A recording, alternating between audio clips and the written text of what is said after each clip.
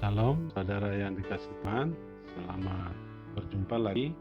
Pada kesempatan ini, saya tidak henti-hentinya berdoa bagi Anda, supaya Anda tetap memiliki semangat dan keinginan untuk belajar dari materi-materi perkuliahan kita sampai tuntas nanti.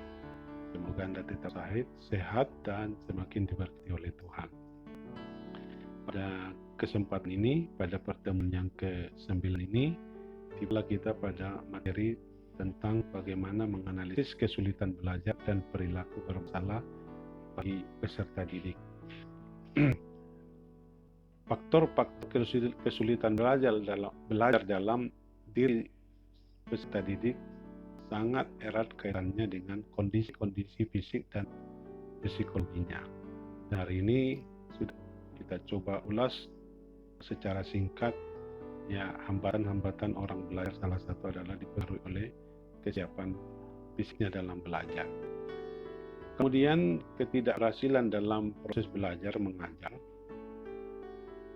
Untuk mencapai suatu ketuntasan materi itu tidak dapat dilihat hanya pada satu faktor saja. Akan tetapi banyak faktor yang terlihat dan mempengaruhi dalam proses belajar mengajar.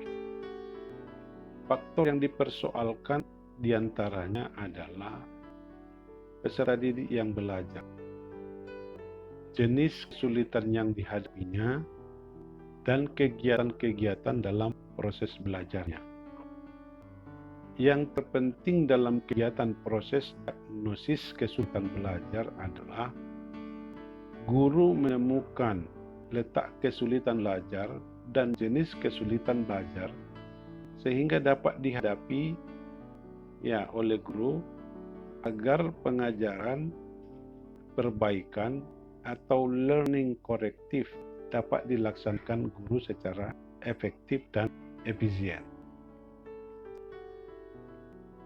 Dalam kegiatan-kegiatan belajarnya, peserta didik menghadapi masalah-masalah secara intern dan eksternal. Jika tidak dapat mengatasi masalahnya, maka peserta didik tidak dapat belajar dengan baik. Itu sudah bisa dapat dipastikan. Kemudian Dimyati dan Mujiono dalam bukunya yang terbit tahun 1994 di halaman 228 sampai 235, mereka mengemukakan bahwa faktor-faktor intern yang dialami dan dihayati oleh peserta didik berpengaruh pada proses belajar sebagai berikut. Yaitu pertama berpengaruh pada sikap terhadap belajarnya. Kemudian berpengaruh pada motivasi belajar peserta didik. Lalu kemudian berpengaruh lagi pada konsentrasi belajar peserta didik. Kemudian berpengaruh lagi pada bagaimana mengolah bahan belajar peserta didik. Kemudian berpengaruh pada bagaimana bagaimana peserta didik menyimpan apa yang telah diperoleh dari hasil belajarnya. Kemudian berpengaruh pada bagaimana peserta didik mampu menggali hasil belajar yang dia simpan itu.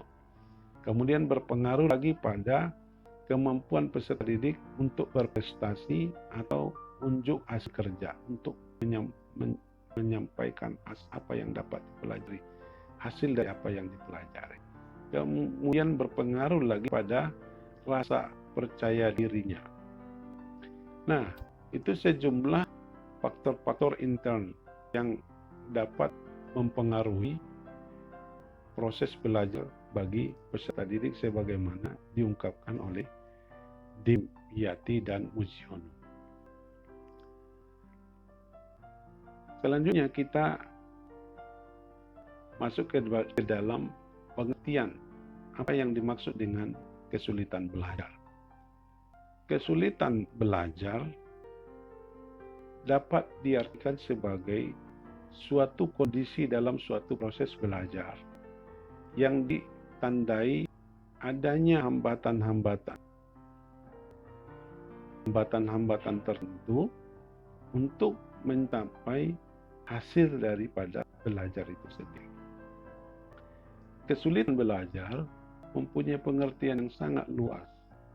Di antaranya learning disorder atau orang mengalami ketergangguan dalam belajar.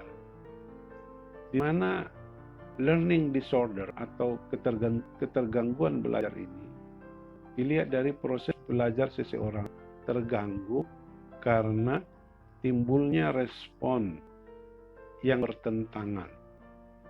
Orang yang mengalami gangguan belajar, orang yang mengalami gangguan prestasi belajarnya, akan tetapi proses belajarnya yang terganggu atau terhambat oleh adanya respon-respon yang bertentangan. Dengan demikian hasil belajarnya tidak rendah dari potensi yang dimiliki. Tidak lebih rendah hasil belajarnya dari potensi yang dimilikinya. Kemudian learning disabilities atau ketidakmampuan belajar. Jadi kalau yang pertama itu adalah kesulitan belajar karena terganggu belajar karena ada respon-respon yang dirasa bertentangan dalam dirinya ketika guru atau ketika dia membaca sebuah buku, sehingga dia mengalami ketergangguan dalam belajar oleh karena pertentangan-pertentangan tersebut. Sedangkan learning disabilities ini adalah di mana peserta didik itu tidak mampu sama sekali belajar. Nah, ketidakmampuan seseorang peserta didik yang mengacu kepada gejala di mana peserta didik tidak mampu belajar sehingga hasil belajarnya di bawah potensi intelektualnya. Ya, hasilnya di bawah potensi intelektualnya sebenarnya tidak buruk, tetapi hasilnya di bawah dari potensinya. Kemudian yang ketiga, kesulitan belajar yang ketiga adalah learning dysfunction atau ketidakberfungsiannya dalam belajar. Fungsinya, ya, ketika dia belajar fungsinya tidak muncul. Ya, hal ini menunjukkan gejala di mana proses belajar tidak berfungsi dengan baik, meskipun pada dasarnya tidak ada tanda-tanda subnormalitasnya, ya, subnormalitas mentalnya, ya, atau tidak tampak tanda-tanda gangguan alat indrianya atau gangguan psikologis lainnya. Kemudian kesulitan belajar yang keempat adalah underachiever. Ya, pencapaiannya rendah. Ya. Hasil yang dicapai oleh peserta didik itu rendah. Hal ini mengacu kepada murid-murid yang memiliki tingkat potensi intelektual di atas normal. Jadi tetapi prestasi belajarnya tergolong rendah. Ya. Hasil prestasinya yang tergolong rendah. Sementara potensi intelektualnya berada pada potensi di atas yang normal, tetapi hasilnya menjadi rendah. Kemudian kesulitan belajar yang berikut dikenal dengan slow learn, lambat belajar.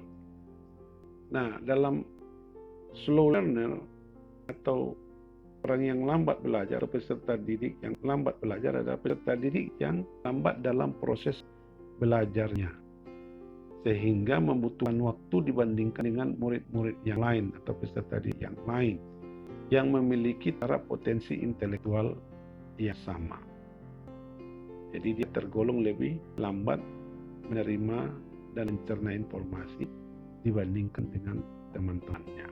Itu yang disebut dengan kesulitan belajar, slow learner.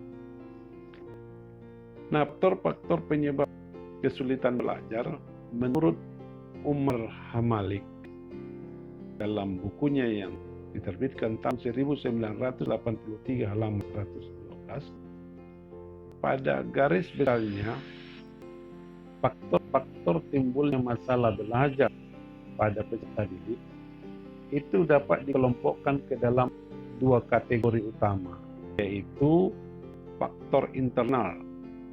Faktor internal adalah faktor-faktor yang berada pada diri peserta didik itu sendiri.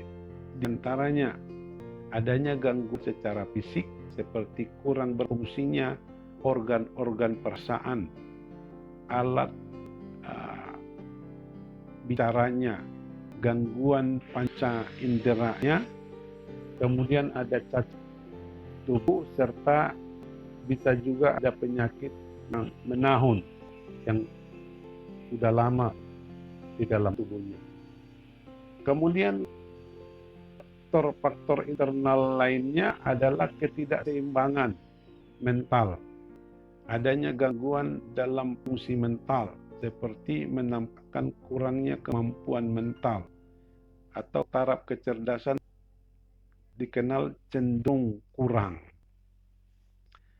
Kemudian faktor-faktor internal yang lain adalah kelemahan emosional, ya, seperti merasa tidak aman atau kurang bisa menyesuaikan diri.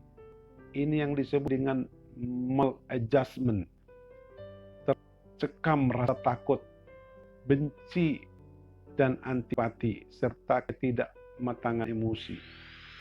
Bisa saja ini diakibatkan oleh semacam adanya akar pahit, ya, ketidakmampuan mengampuni.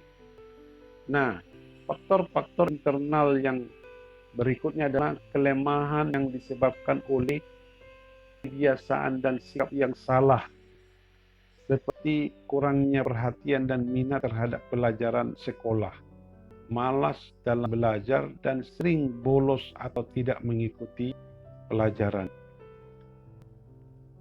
Sementara kategori yang kedua, selain faktor internal, menurut Hamalik ada faktor eksternal dalam kesulitan belajar, yaitu faktor-faktor di mana yang timbul dari luar diri individu, yaitu yang berasal dari pertama lingkungan sekolah, antara lain sifat kurikulum yang tidak fleksibel, kemudian terlalu berat beban belajar siswa dan untuk guru. Jadi sama-sama berat beban belajar. Bagi peserta didik, beban belajarnya berat, bagi guru juga beban mengajarnya terlalu berat. Ya, seperti contohnya guru dicekokin dengan berbagai administrasi yang dia kekurangan waktu, ya. Sementara dia juga harus berdiri di depan kelas, ya, menguasai materi-materi pengajarannya. Kemudian juga lingkungan sekolah, berasal dari lingkungan sekolah sebagai faktor-faktor eksternal yang menyebabkan anak kesulitan belajar adalah metode mengajar yang kurang memadai dan tidak menarik. Kemudian adanya hubungan guru dengan guru, ya, yang kurang baik, hubungan guru dengan peserta didik yang kurang baik, serta hubungan antar sesama peserta didik yang kurang harmonis. Lalu kemudian juga adanya kurangnya alat dan sumber untuk kegiatan belajar yang memadai, yang mendukung peserta didik belajar. Kemudian faktor-faktor eksternal yang berikutnya selain faktor dari yang ditimbulkan dari lingkungan sekolah adalah faktor yang timbulkan dari lingkungan keluarga atau dari rumah, antara lain di mana keluarga tidak utuh atau kurang harmonis. Kemudian, ya, misalnya orang tua sering bertengkar di depan anaknya, orang tua sering marah pada anak, orang tua menjadi otoriter, peraturan dalam keluarga kaku, orang tua keras, dan sebagainya. Hal ini semua dapat mengganggu anak belajar. Sebagai akibatnya mungkin anak tidak bisa berkonsentrasi belajar. Jadi anak sering melamun waktu belajar atau anak mencari perhatian guru dengan mengganggu teman dan sebagainya. Kemudian lingkungan rumah yang menjadi faktor kesulitan belajar yang berikutnya adalah adanya tuntutan orang tua, yaitu bila tuntutan orang tua itu tidak sesuai dengan kemampuan anak. Kadang-kadang orang tua memberi standar yang sangat tinggi sementara kemampuan si anak tidak sesuai dengan standar-standar yang tinggi yang diberikan oleh gurunya itu. Atau orang tua harus minta anak dapat nilai 100, ya kan? Sementara kemampuan si anak tidak mendukung untuk dapat mencapai nilai 100. Nah, misalnya orang tua menuntut anak supaya juara juga di kelasnya, sedangkan anak sendiri tidak mampu, atau ada orang tua menuntut agar nilai matematika IPA harus tinggi, ya, sedangkan anak tidak mampu atau anak tidak punya minat atau bakat untuk bidang studi itu. Ya. Nah, kemudian faktor penyebab kesulitan belajar dari lingkungan keluarga yang berikutnya adalah sikap orang tua yang tidak memperhatikan pendidikan anaknya. Kemudian masalah keadaan ekonomi. Ya, tentu ini sangat mengganggu atau menjadi penyebab kesulitan anak belajar, karena nanti berkalian dengan ketidakmampuan orang tua mengakomodasi alat-alat yang mendukung belajar bagi peserta didik itu sendiri. Beli ini, beli itu, dan segala macam. Semua sebatas kendala. Contoh, dia harus mengerjakan matematika, membuat tugas, ya, bulatan, sementara jangkanya tidak ada. Ya. Sementara kalau pakai bulatan-bulatan yang lain, harus nyari sana kemari yang cocok. Tidak bisa disesuaikan, Pak, panjang lebarnya, sementara kalau jangkauan gampang diset. Nah, contoh-contohnya kalau keadaan ekonomi tidak memberi dukungan, ini menyebabkan anak bisa mengalami kesulitan dalam belajar. Kemudian siswa menjadi tulang punggung keluarga. Jadi sembari anak belajar, dia juga harus cari uang bagi orang tua, bagi adik-adiknya. Nah, kemudian adanya faktor-faktor penyebab kesulitan yang lain selain lingkungan keluarga, lingkungan sekolah, juga ada lingkungan masyarakat. Antara lain seperti media cetak seperti komik, buku-buku, pornografi. Kemudian media elektronik seperti TV, VCD, PlayStation, dan sebagainya. Itu semua membuat anak tidak bisa konsentrasi belajar karena lebih tertarik membaca komik, membaca buku-buku pornografi, ya. Kemudian lebih tertarik menonton televisi, nyetel VCD, bermain PlayStation, ya. Juga bermain terbaru ini adalah Android, ya. HP setiap saat lebih tenang dia memegang HP-nya daripada mengerjakan tugas-tugas pelajaran. Juga ada media cetak seperti komik, buku-buku pornografi, dan sebagainya. Nah, prosedur dan teknik diagnostik kesulitan belajar menurut Prayitno, siswa yang mengalami masalah belajar dapat dikenali melalui prosedur pengungkapan melalui pertama, tes kemampuan dasar. Tes kemampuan dasar ini adalah mengetes tingkat kemampuan dasar diukur dengan mengungkapkan dengan cara mengadministrasikan tes inteligensia yang sudah baku. Jadi ada alat tes inteligensia yang sudah baku yang dikembangkan. Guru dapat menggunakan cara seperti itu, tes kemampuan. Kemudian melalui pengisian AUM, PTSOL, ya, mana siswa mengisi alat ungkap masalah, ya, yang berkenaan dengan masalah belajar. Jadi guru memfasilitasi membuat instrumen alat ukur, ya, alat mengungkap masalah apa saja yang masalah-masalah yang membuat peserta didik menjadi kesulitan dalam belajarnya. Itu dapat dilakukan oleh si guru.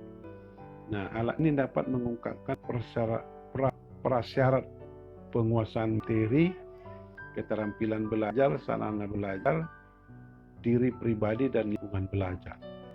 Kemudian ada lagi namanya tes diagnostik.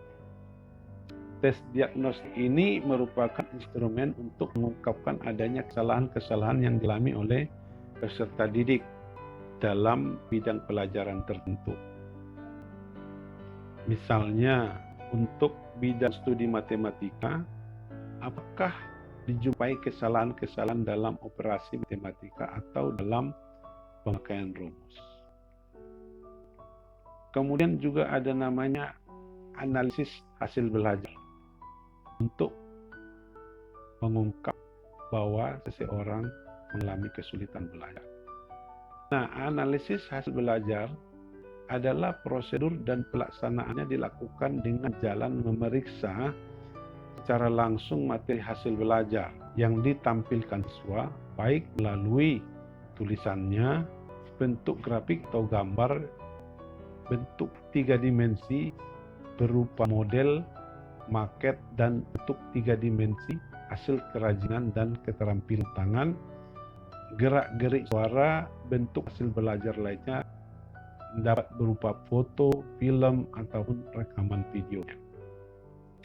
Nah, pengungkapan masalah belajar dapat juga dilakukan melalui pengamatan langsung dan menggunakan tes bakat dan minat terhadap siswa. Kemudian prosedur dan teknik diagnostik kesulitan belajar yang berikutnya dapat menggunakan langkah-langkah atau prosedur dan teknik penggunaan masalah atau yang disebut dengan diagnosa kesulitan belajar. Pertama-tama yang dilakukan adalah membuat identifikasi siswa yang mengalami kesulitan belajar. Ya, mengidentifikasi siapa-siapa saja siswa yang mengalami kesulitan belajar. Nah, cara yang dapat ditempuh dalam mengidentifikasi siswa yang diperkirakan mengalami kesulitan belajar ialah dengan menandai siswa dalam satu kelas yang diperkirakan mengalami kesulitan belajar dalam satu bidang studi. Ya, contohnya si A kesulitan belajar dalam bidang studi ini, si B mengalami kesulitan belajar dalam bidang studi ini. Kemudian, selain mengidentifikasi siswa yang mengalami kesulitan belajar pada setiap bidang studi, guru dapat melokalisasi letaknya kesulitan atau permasalahan. Setelah menemukan kelas atau individu yang diduga mengalami kesulitan belajar. Jadi dilokalisasi dalam pelajaran apa dia sulit, dan kemudian dalam pelajaran itu kemudian dilokalisasi lagi materi-materi yang mana, karena tidak semua materi dia peserta itu sulit. Mungkin materi-materi pelajaran tertentu saja dia sulit. Jadi lihat, ya, diidentifikasi mana murid yang kesulitan belajar dalam mata pelajaran ini, mana kesulitan dalam mata pelajaran itu. Kemudian dilokalisasi, ya, dalam mata pelajaran itu materi mana dia sulit, di materi mana dia sulit. Nah, di situ. Kemudian perlu juga guru membuat pengajaran yang namanya pengajaran remedial. Pengajaran remedial yaitu suatu proses kegiatan pelaksanaan program belajar mengajar secara khusus. Ya, hal ini dilakukan bersifat individual. Ya, jadi menjadwal orang-orang yang sudah diidentifikasi mengalami kesulitan belajar dalam mata pelajaran tertentu, dalam materi tertentu, kemudian di remedial, diulang, tapi sifatnya lebih kepada individual, tidak kolektif lagi. Kemudian diberikan kepada siswa yang mengalami kesulitan belajar, bersifat mengoreksi saja di dalam remedial ini, atau sifatnya menyembuhkan siswa yang mengalami gangguan belajar tersebut sehingga dapat mengikuti proses belajar berikutnya, ya, secara klasikal kembali untuk mencapai prestasi yang lebih optimal. Jika tidak dilakukan program pengajaran remedial, peserta didik tersebut secara kumulatif akan semakin ketinggalan, ya, karena semakin menumpuk persoalan-persoalan sementara guru terus menyampaikan materi tanpa mencoba mengevaluasi apakah materi-materi pengajaran itu dapat dipahami atau tidak dapat dipahami, sehingga kemudian dia tidak mampu mengadakan remedial, pengulangan, penyembuhan, ya, sehingga dia dapat mengurangi ketertinggalannya dengan yang lain. Nah, akibatnya peserta didik semakin merasa rendah diri karena rendah prestasi. Ada pula peserta didik akan mencari kompensasi dengan mengganggu suasana kelas. Jadi membuat kelas menjadi lebih ramai, ya, melempar teman, mencari perhatian, ya, mengganggu kelas, ya. Saya belum bertemu dengan Anda di kelas, jadi saya belum tahu siapa-siapa di antara Anda yang seperti ini, ya. Nah, karena itu guru harus memahami pentingnya pengajaran remedial dan sanggup melaksanakannya. Prosedur pengajaran remedial, langkah-langkah pertama yang harus ditempuh oleh guru adalah menelaah kembali kasus. Jadi guru menelaah kembali secara lebih dalam tentang mana peserta didik yang akan diberi bantuan. Dari diagnosis kesulitan belajar yang sudah diperoleh lebih dahulu oleh si guru, perlu menelaah lebih jauh untuk memperoleh gambaran yang definitif tentang siswa yang dihadapi. Langkah keduanya adalah membuat alternatif tindakan. Setelah memperoleh gambaran lengkap tentang peserta didik yang mengalami kesulitan belajar, baru direncanakan alternatif tindakan sesuai dengan karakterisasi kesulitan belajar peserta didik. Jadi alternatif pilihan tindakan bagi kasus yang mendapatkan kesulitan di dalam belajar, maka langsung saja melakukan remedial. Dan jika ditemukan kasus yang memiliki kesulitan belajar dan memiliki masalah di luar itu, seperti adanya gangguan sosial psikologis dan sebagainya, maka sebelum diremedial kasus, ya, tersebut harus mendapat pelayanan konseling dulu, diselesaikan dulu, ya, masalah-masalah seperti masalah kepahitan, kebencian, dan segala macam itu harus mendapat layanan konseling dulu baru melakukan remedial, ya, atau juga mendapat layanan psikis dan atau layanan psikoterapis terlebih dahulu. Jadi Anda bisa bekerja sama dengan guru bimbingan konseling untuk menyelesaikan masalah-masalah itu sebelum Anda melakukan remedial bagi anak-anak yang kesulitan belajar yang sudah teridentifikasi. Kemudian dalam pelaksanaannya, pengajaran remedial mengikuti prosedur sebagai berikut. Langkah pertama adalah menelaah kembali kasus. Guru menelaah secara lebih dalam tentang siswa yang akan diberi bantuan. Guru perlu menelaah lebih jauh untuk memperoleh gambaran yang definitif tentang siswa yang dihadapi. Ya, saya mengulang saja dulu. Kemudian langkah kedua, alternatif tindakan. Tindakan ini dapat berupa mengulang bahan yang telah diberikan dan diberi petunjuk-petunjuk.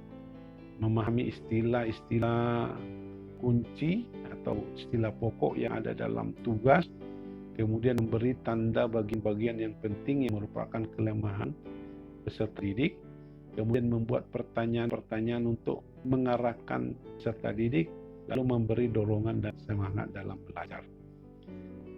Lebih lanjut, guru menyediakan bahan-bahan lain untuk mempermudah peserta didik dalam belajarnya. Ya, jadi mungkin saja peserta didik tidak hanya dijelaskan, tapi juga harus ada bantuan seperti video, film, gambar-gambar, ya. Kemudian mendiskusikan kesulitan-kesulitan siswa tersebut, lalu memberi kegiatan lain yang setara dengan kegiatan mengajar yang sudah ditempuhnya. Jadi dimaksudkan untuk memperkaya bahan yang telah diberikan kepada peserta didik, misalnya bahan apa yang dapat menunjang kegiatan yang sedang dia lakukan itu. Jadi Anda memikirkan bahan-bahan penunjang lainnya. Kemudian bagian mana yang harus mendapat penekanan. Lalu pertanyaan apa yang harus diajukan untuk memusatkan peserta didik pada masalah yang dihadapinya. Kemudian cara yang baik untuk menguasai bahan. Jadi Anda temukan, ya Anda bantu peserta didik itu untuk mendapatkan cara yang terbaik supaya dia dapat menguasai bahan tersebut. Misalnya ada anak kalau baca buku tidak paham, tapi kalau ada temannya yang membacakan, dia jadi paham. Apalagi kalau ada temannya yang mendiskusikannya. Contohnya kira-kira begitu. Jadi semacam membuat grup belajar. Ya, Anda dapat mengelompokkan orang-orang yang kesulitan belajar, lalu kemudian Anda memberi bantuan dengan cara menempatkan salah satu temannya yang jauh lebih cerdas di kelompok itu. Bisa saja seperti itu. Kemudian tindakan yang berupa referral, di mana jika kesulitan belajar disebabkan oleh faktor psikologis yang di luar jangkauan guru, maka itu yang tadi, ya, guru bekerja sama dengan ahli lain, misalnya ahli konselor, ahli psikologis, ahli terapis, ahli psikiater, ahli sosiologi, dan sebagainya. Nah, pendekatan dan metode pengajaran remedial ada 3 yang harus kita pahami dalam membuat remedial. Itu pendekatan pencegahan atau preventive approach. Sebelum proses belajar mengajar dimulai, guru seharusnya berusaha dengan berbagai cara untuk mengetahui kondisi awal para peserta didiknya dan memprediksi beberapa peserta didik yang mungkin akan mengalami kesulitan. Dengan demikian, guru dapat mencegah kesulitan berkembang secara berlarut-larut dengan menggunakan multimedia, multimetode, alat peraga yang lengkap, dan gaya mengajar yang menarik dalam proses belajar mengajar. Itulah sebabnya kita mempelajari mata kuliah strategi belajar, metode belajar, ya, metode menganalisis bahan ajar, ya, supaya Anda sebagai guru tidak hanya menggunakan cara-cara pembelajaran yang satu variasi, melainkan lebih bervariasi. Ya, tidak seperti pendeta itu yang berdiri di mimbar setiap hari, ya terus saja caranya berkhotbah seperti itu. Ya, bagi beberapa orang itu bisa menyenangkan, tapi beberapa orang itu sangat menyiksa bagi dia. Ya, kalau orang sukanya diskusi, itu sangat menyiksa karena sekian menit dia harus membuka mulutnya, tidak bisa bertanya, tidak bisa mengajukan pertanyaan, tidak bisa memberi komentar apa-apa. Tapi bagi orang yang datang diam duduk dan tenang, itu malah menyenangkan bagi dia. Tapi bagi yang lain itu sangat menyiksa. Itu contohnya.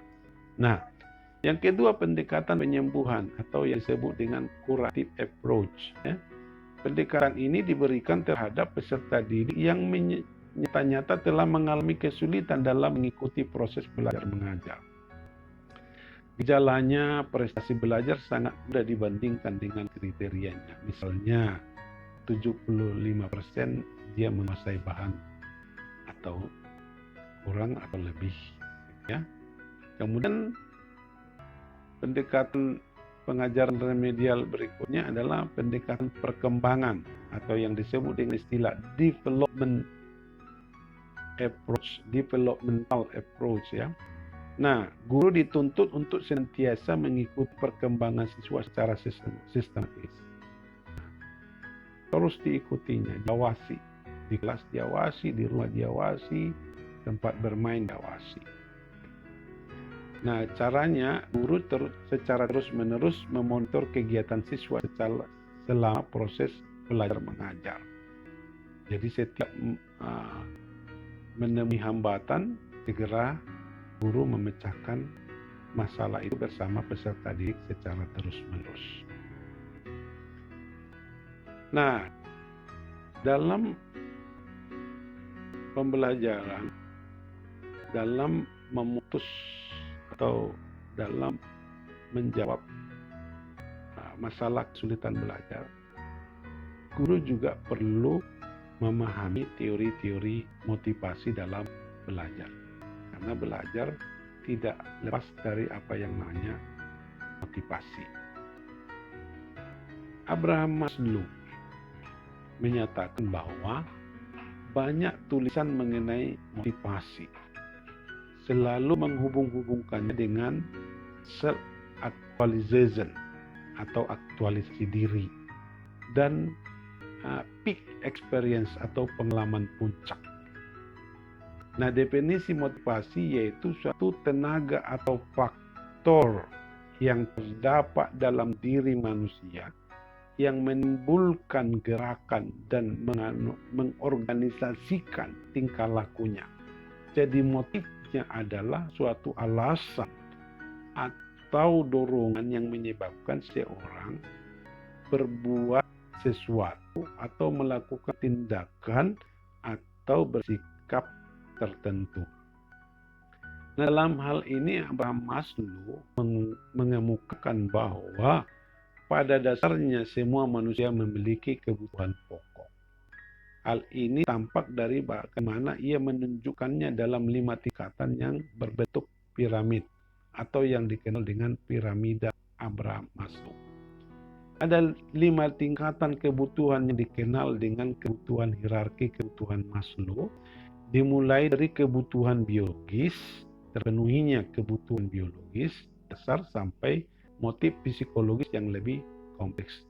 Jadi motivasi dimulai dari terpenuhinya kebutuhan dasar dari peserta didik sampai pada kebutuhan pada tingkat psikologis yang sangat kompleks.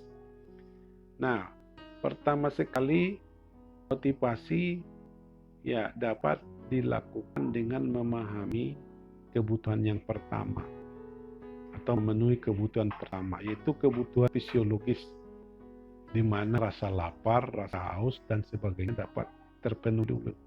Jadi pastikan dulu peserta didik itu sudah kenyang dulu, sudah tidak haus dulu dan sebagainya. Karena orang lapar kan tidak bisa mendengar informasi, atau orang lagi kehausan tidak bisa menyerap informasi dengan baik. Kemudian kebutuhan yang kedua adalah kebutuhan rasa aman atau merasa aman dan terlindungi, jauh dari bahaya. Jadi kalau orang selalu dalam ancaman, tentu dia tidak akan termotivasi. Jadi beri dulu rasa aman, dia nyaman berada di kelas Anda. Kemudian kebutuhan akan rasa cinta dan rasa memiliki. Dalam hal ini bersosialisasi dengan orang lain, diterima dan memiliki. Jadi pastikan lingkungan belajarnya adalah lingkungan belajar yang nyaman. Jangan ada yang rasis. Jadi Anda harus segera menyelesaikan masalah-masalah yang selalu rasis atau ada namanya disebut dipalak, itu tentu tidak mendatangkan rasa malu. Ada anak-anak yang suka malak temannya, dan segala macam. Itu harus lebih cermat memeriksa ini, karena biasanya terselubung rapi antara mereka. Kemudian memenuhi kebutuhan akan penghargaan, yaitu berprestasi, berkompetensi, dan mendapatkan dukungan serta pengakuan. Ini dapat dilakukan seperti memberikan reinforce, pujian.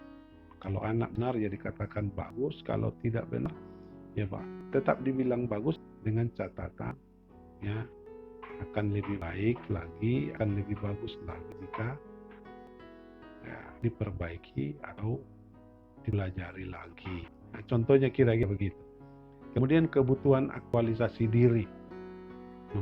Jadi guru harus mampu memenuhi aspek kebutuhan aktualisasi diri bagi peserta didik. Contohnya mengetahui, memahami dan menjelajahi keteraturan dan keindahan diri, mendapatkan kepuasan diri dan menyadari potensinya. Contoh anak baru balita, kita guru menyapa dan menghargai, tasnya bagus dan segala macam, atau dia baru pakai seragam, beli seragam baru, sepatu yang baru, itu dihargai. Kata-kata penghargaan bagus, itu sangat penting untuk menjadi aktualisasi. biarkan anak beraktualisasi diri, atau beri kesempatan untuk menyampaikan ide-ide dan pendapatnya. Jadi tidak dibuka. Yaitu juga cara-cara aktualisasi diri, pemenuhan aktualisasi diri yang dapat dilakukan guru kepada peserta didik. Nah, Anda dapat menggoogle ya 5 hierarki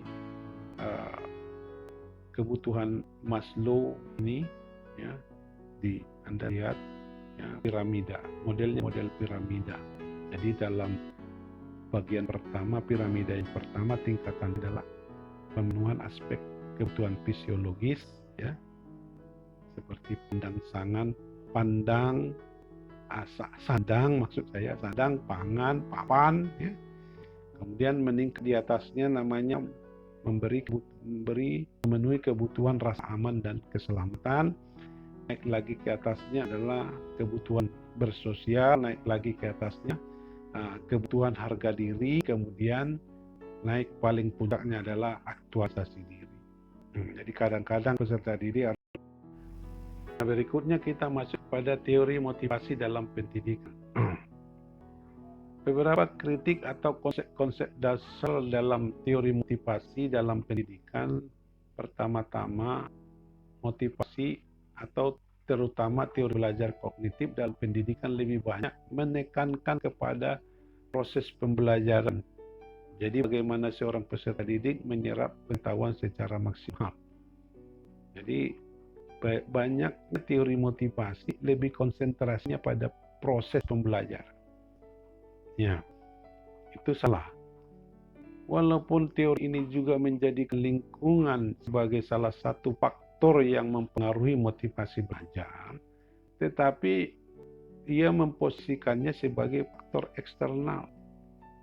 Jadi faktor ekonomi telah menjadikan peserta didik maupun orang tua, peserta didik dan pendidik sebagai faktor internal ya, atau determinan dari pendidikan tanpa melihat persoalan ekonomi sebagai salah satu faktor yang kuat mempengaruhi keberhasilan belajar atau faktor internal. Maka tujuan proses pembelajaran akan sulit sekali tercapai ya, tanpa mempertimbangkan faktor ekonomi. Nah, kedua, apakah benar kebutuhan manusia itu bersifat bertingkat atau hierarki?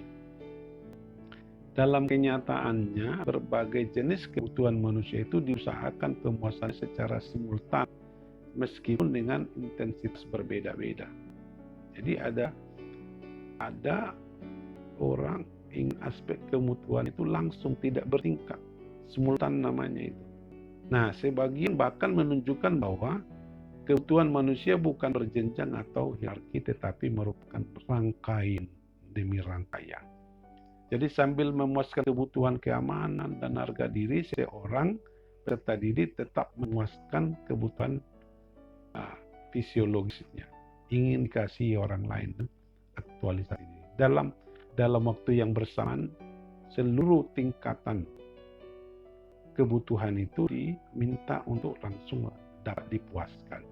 Jadi orang yang sudah menikmati keamanan fisik misalnya, paling mantap sekalipun, tetap memerlukan makan, pakaian, perumahan, tetap perlu diakui keberadaan, tetap ingin berkembang dan diakui. Apalagi pendidik yang dalam segi otonomi masih belum terpenuhi secara tuntas. Gitu. Jadi kira-kira itu yang perlu kita pahami dalam menganalisis kesulitan belajar dan perilaku bermasalah. Saya berharap melalui penjelasan saya ini, kita mulai belajar membuat instrumen kesulitan belajar. Lalu kemudian mulai merencanakan bagaimana tindakan-tindakan remedial dalam pembelajaran dapat dilaksanakan dengan baik. Kiranya Anda lebih mengembangkan materi ini dengan membaca-baca buku-buku referensi-referensi yang berkaitan dengan ini. Ya, saya juga menulis buku pertama saya yang diterbitkan, yaitu Setiap Anak Bisa Pintar. Anda dapat juga membaca buku itu. Ada banyak buku-buku buku yang mengulas tentang kesulitan anak dalam belajar. Anda bisa tertolong dengan membaca buku-buku tersebut. Kiranya sampai di sini pematerian kita ini. Tuhan Yesus memberkati Anda semua. Salam.